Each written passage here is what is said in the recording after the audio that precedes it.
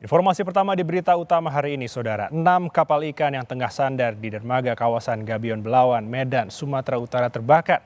Kebakaran diduga dipicu akibat bahan bakar di kapal terkena percikan api saat proses pengelasan.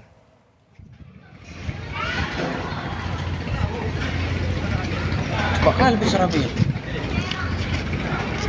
Gitu loh kalau buat pibernya ya. Petugas pemadam kebakaran yang tiba di lokasi langsung menyiramkan air ke kapal-kapal yang terbakar. Diduga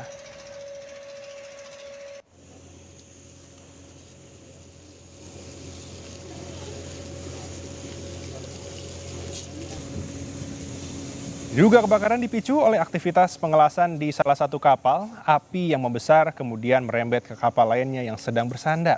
Api berhasil dipadamkan setelah 10 unit mobil pemadam kebakaran dari pemerintah Kota Medan dikerahkan untuk menjinakkan si jago merah.